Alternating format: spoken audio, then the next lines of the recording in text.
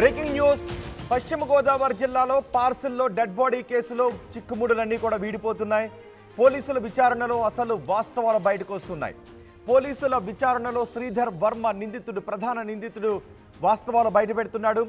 వదిన తులసి ఆస్తి కోసమే శవాన్ని పార్సిల్ పంపినట్టుగా గుర్తించారు పోలీసులు. ఆ విషయాన్ని పోలీసుల విచారణలో శ్రీధర్ వర్మ చెప్పినట్టుగా తెలుస్తోంది. మీరు ఆర్టీవీ స్క్రీన్ పైన చూస్తున్న ఈ వ్యక్తే శ్రీధర్ వర్మ. ఒక వ్యక్తిని, చెరువుల దగ్గర పనిచేసే ఒక వ్యక్తిని చంపి అతన్ని ఒక పెట్టెలో పార్సెల్ చేసి వదినకు పంపించాడు ఈ వ్యక్తి. ఆ పెట్టెలో శవం పార్సెల్ రావడంతో ఒక్కసారిగా కలకలం చెలరేగింది. ఉమ్మడి పశ్చిమ గోదావరి జిల్లాలో పోలీసులు రంగంలోకి దిగి కేసును విచారించారు. శ్రీధర్ వర్మను అదుపులోకి తీసుకున్నారు. శ్రీధర్ వర్మ కూడా ఇప్పటికే 3 పెళ్లిళ్ళు చేసుకున్నాడు. అతని భార్యలు, ప్రియురాలతో కలిసి ఒక వ్యక్తిని చంపి వదిన ఆస్తి కోసం వదినకు ఒక పార్సెల్ పంపించాడు. ఆ శవాన్ని పెట్టి శవం కోసం, నిజానికి పార్సెల్ పంపించే సమయంలో శవం కోసం తీవ్రంగా గాలించాడు శ్రీధర్. శవానికి బదులు చేప అంటూ కోడ్ భాష ఉపయోగించాడు. ఎంత వెతికినా కూడా శవం దొరకలేదు. ఒక శవాన్ని వదినకు ఒక బాక్స్లో పెట్టి పంపించాలనుకున్నాడు. శవం కోసం వెతికాడు, శవం దొరకలేదు. శవం కోసం వెతికే సమయంలో అతను చేప అంటూ ఒక కోడ్ భాషను కూడా ఉపయోగించాడు. అయితే వదిన తులసి పొలంలో పనిచేసే పర్లయ్యను చంపేయాలని నిర్ణయించుకున్నాడు. అతన్ని చంపి అతని డెడ్ బాడీని వదినకు పార్సిల్ చేయాలి అని ప్లాన్ చేశాడు. బయట ఎక్కడ కూడా శవం దొరకకపోవడంతో ఇక అతని మూర్ఖత్వం పీక్స్కు చేరుకుంది. ఒక వ్యక్తిని, బతుకున్న వ్యక్తిని చంపేసి అతన్ని వదినకు పార్సిల్ చేయాలనుకున్నాడు. ఆ ప్లాన్లో భాగంగా వదిన తులసి పొలంలో పనిచేసే పర్లయ్యను హత్య చేశాడు శ్రీధర్, చంపేశాడు శ్రీధర్. పర్లయ్యను కారులో ఎక్కించుకొని తీసుకుని వెళ్ళి చంపినట్టుగా పోలీసులు చెబుతున్నారు. ఈ హత్య వెనుక శ్రీధర్ ఒక్కడే ఉన్నాడా, శ్రీధర్ వర్మను ఇంకెవరైనా ప్రేరేపించారనే కోణంలో కూడా పోలీసులు విచారిస్తున్నారు. శ్రీధర్ వర్మ ఇంట్లో మరో ఖాళీ చెక్కపెట్టె దొరికింది. ఆ చెక్కపెట్టె ఎవరి కోసం ఉంచాడని, శ్రీధర్ వర్మ 2 చెక్కపెట్టెలను తన ఇంట్లో పెట్టుకుని ఉంచుకున్నాడు. ఒక చెక్కపెట్టెలో ఒక వ్యక్తి శవాన్ని వదినకు పార్సిల్ చేశాడు. మరో చెక్కబెట్టి ఎందుకు ఉంచుకున్నాడు అంటే, ఒకవేళ వదిన తన మాట వినకపోతే, తను చెప్పినట్టుగా వినకపోతే మరో చెక్కపెట్టెలో మరో శవాన్ని పంపించాలనుకున్నాడా, లేక వదిననే చంపేసి ఆ చెక్కపెట్టెలో పాతి పెట్టేయాలనుకున్నాడా? ఈ విషయాలు కూడా పోలీసులు ఆరా తీస్తున్నారు. మా ప్రతినిధి మనోజ్ ఉన్నారు పూర్తి సమాచారం అందించడానికి. మనోజ్, ఇప్పటికే 4 రోజులుగా శ్రీధర్ వర్మను పోలీసులు విచారిస్తున్నారు. చాలా విషయాలు బయటకు వచ్చినట్టుగా తెలుస్తోంది. శ్రీధర్ వర్మ ఆస్తి కోసమే చేశాడా, శ్రీధర్ వర్మతో ఇంకెవరైనా ఈ పని చేయించారా? ఎటువంటి విషయాలు బయటకు వస్తున్నాయి?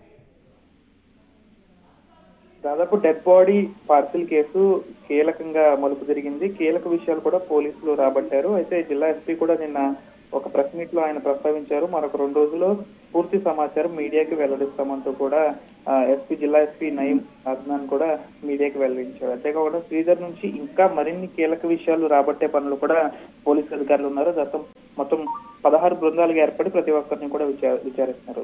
మొత్తం కూడా శ్రీధర్ వర్మ అసలు గ్రామం కృష్ణా జిల్లాకు సంబంధించి ఒక మారుమూల గ్రామం. ఈ గ్రామంలోనే శ్రీధర్ వర్మ అలియాస్ సుధీర్ వర్మ, సురేంద్ర వర్మ, తిరుమాని వర్మ మొత్తం 4 పేర్లు పెట్టుకుని కొన్ని ప్రాంతాల్లో ఈ విధంగా తిరిగేవాడు. ఆయన పూర్తిగా కూడా జల్సాలకు అలవాటు పడి ముందు నుంచి కూడా ఈ విధంగా చేసేవాడు అని కూడా అంటున్నారు. అయితే చిన్న చిత్తగా మోసాలు మొదలుపెట్టిన ఈ శ్రీధర్ వర్మ చివరికి ఏకంగా డెడ్ బాడీని పంపి ఆస్తి కాజేయాలని చూశాడు ఈ సురేంద్ర వర్మ అలియాస్ తిరువాని వర్మ. దాదాపు 3 పెళ్లిళ్ళు చేసుకున్నాడు. సాధారణంగా వర్మ అనే పదం మనం క్షత్రియ సామాజిక వర్గానికి చెందిందిగా అనుకుంటాం. కానీ మత్స్యకార సామాజిక వర్గం, ఏదైతే అగ్నికుల క్షత్రియ సామాజిక వర్గం ఉందో వారి పేరు చివరి కూడా వర్మ అనేది ఉంటుంది. కాబట్టి ఇతను శ్రీధర్ వర్మ ఎవరైతే ఉన్నాడో తాను వర్మ అని పేరు చెప్పుకుని క్షత్రియుడిగా చాలా చోట్ల ఉండి దాదాపు 2వ పెళ్లి ఎవరైతే ఉన్నారో తులసి చెల్లెలు రేవతిని 2వ పెళ్లి చేసుకున్నాడో అది కూడా క్షత్రియ సామాజిక వర్గానికి చెందిన వాడిగా నమ్మించి రేవతిని పెళ్లి చేసుకున్నాడు ఈ శ్రీధర్ వర్మ. 10 ఏళ్ల కిందటే ఒక ఆలయంలో ప్రేమ వివాహాన్ని చేసుకున్నాడు. తులసికి సంబంధించి తన భర్తను వదిలి వేరే చోట ఉంటుంది కాబట్టి తులసికి సంబంధించిన ఆస్తి పంపకాల విషయంలో తులసికి ఎక్కడ చిల్లి గవ్వ కూడా వెళ్లకుండా ఆ ఆస్తిని రేవతికి వచ్చేలాగా, అనంతరం రేవతిని భయపెట్టి ఆ ఆస్తిని తను కాజేసేలాగా ఈ శ్రీధర్ వర్మ ప్లాన్ చేశాడు. అయితే ఈ ప్లాన్ ప్రకారం తులసిని ఏదో ఒక రకంగా భయపెట్టాలి, తులసిని గట్టిగా భయపెడితేనే కానీ ఈ విధంగా భయపడదు, కాబట్టి ఇలాంటి డెడ్ బాడీ ఇన్సిడెంట్ అయితేనే భయపడుతుందంటూ కూడా శ్రీధర్ వర్మ ఈ విధంగా చేశాడు. కాబట్టి ముందు తను చాలా ప్లాన్ చేశాడు. తులసికి ఎలా భయపెట్టాలి, తులసిని ఎటువంటి ఎలా భయపెడితే తను ఆస్తి విషయంలో మా మాట వింటుంది అనే విషయంలో చాలా ఆలోచించాడు. కానీ చివరికి ఈ విధంగా డెడ్ బాడీ పంపితే భయపడుతుంది అనే ఒక ఆలోచనతో ఈ విధంగా చేశాడు. కాబట్టి ఎవరో ఒకరు అమాయకుడు కావాలి, ఆ డెడ్ బాడీ పంపించాలి. కాబట్టి తన గ్రామంలో ఒక అమాయకంగా ఉన్న పర్లయ్యను 3 రోజులు పనిచేయించుకుని 4వ రోజు ఆ విధంగా ఉండికి సంబంధించి వాండ్రా పరిసర ప్రాంతాల్లో కారులో తీసుకెళ్లి హత్య చేసి అనంతరం ఆ డెడ్ బాడీ అంటే ఆల్రెడీ పోలీసులకు అన్ని వాస్తవాలు వచ్చేసినట్టేనే ఇంకేమైనా డౌట్స్ ఉన్నాయా? ఇంకా కొన్ని డౌట్స్ ఉన్నాయి.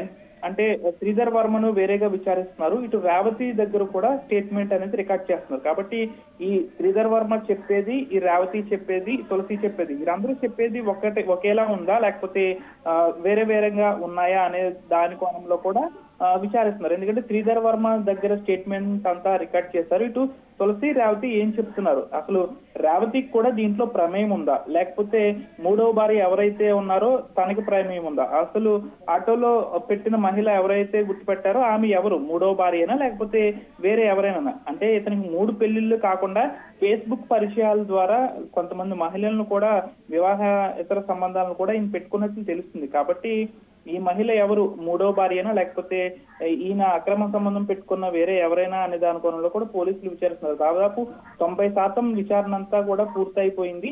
ఇటు రేవతి కూడా ఏమైనా గేమ్ ఆడిందా అనే దానిపై కూడా పోలీసులు విచారిస్తున్నారు. కాబట్టి రేవతి నుంచి కీలక సమాచారం రాబట్టిన తర్వాత పోలీసులు ఈ విషయాలన్నీ కూడా మీడియా ముందు పెట్టే అవకాశం ఉంది. కాబట్టి ఈ శ్రీధర్ వర్మ చెప్పింది రేవతి చెప్పింది ఒకేలా ఉంటే దాన్ని బట్టి ఈ పోలీసులు ఈ కథ ముగిసిందనుకోవచ్చు. కాబట్టి అందరినీ వేరువేరుగా విచారిస్తారు. కాబట్టి వీరందరూ చెప్పేది సింక్ అయితే అనంతరం ఓకే అనుకోవచ్చు. కాబట్టి ఇప్పుడు శ్రీధర్ వర్మని ఒక ప్లేస్ నుంచి ఇంకొక ప్లేస్ కి తీసుకెళ్లి అక్కడ ఏం జరుగుతుంది, ఎక్కడ హత్య చేశాడు, ఏ కారులో తీసుకువెళ్ళాడు, ఎవరు సహకరించారు, ఒకవేళ ఈ భార్య 3వ భార్య కాకుండా ఇంకా కుటుంబ సభ్యులు ఎవరైనా శ్రీధర్ వర్మకి సహాయం చేశారనే దానిపై కూడా పోలీసులు విచారిస్తున్నారు. దాదాపు 90% విచారణ పూర్తయింది. రేపు లేదా ఎల్లుండికి ఈ కథ ఈ మొత్తం డెడ్ బాడీ అంశం కూడా కొలిక్కి వచ్చే అవకాశం ఉంది. నిన్న జిల్లా ఎస్పీ కూడా ఒక ప్రెస్ మీట్ లో కూడా మొత్తం డీటెయిల్స్ అన్ని వచ్చాయి. కాకపోతే మరిన్ని విషయాలు వెలుగులోకి వచ్చే అవకాశం ఉంది. కాబట్టి 2 రోజులు టైం పట్టే అవకాశం ఉంది. కాబట్టి దాదాపు డెడ్ బాడీ కేసు ఈ 2 రోజుల్లో చిక్కుముడి వీడే అవకాశం ఉంది. సాధారణంగా శ్రీధర్ వర్మ మొత్తం శ్రీధర్ వర్మే చేశాడు. ఒకవేళ రేవతి మైండ్ కూడా పక్కకి పెట్టి రేవతిని కూడా మోసం చేసి శ్రీధర్ వర్మే ఈ విధంగా చేసినట్టు తెలుస్తుంది. వర్మ అని పేరు పెట్టుకుని క్షత్రియ సామాజిక వర్గం చెందిన వాడిలాగా రేవతిని పెళ్లి చేసుకున్నాడు, మోసం చేసి ఇటు ఫేస్బుక్ పరిచయాల ద్వారా కొంతమంది మహిళలను లోపరుచుకున్నాడు. అతనిది అసలు పశ్చిమ గోదావరి జిల్లా మాత్రం కాదు, కృష్ణా జిల్లాకు సంబంధించి మల్లంపూడి అనే ఒక ప్రాంతం. చిన్నప్పటి నుంచి జలసాలకు అలవాటుపడిన శ్రీధర్ వర్మ చివరికి ఈ విధంగా పెద్ద స్కెచ్ వేసి పెద్దగా ఆస్తిని కొట్టేసి సెటిల్ అవ్వాలనుకున్నాడు. చివరికి ఈ విధంగా కటకటాల పాలవ్వాల్సిన పరిస్థితి కూడా శ్రీధర్ వర్మకి ఉంది.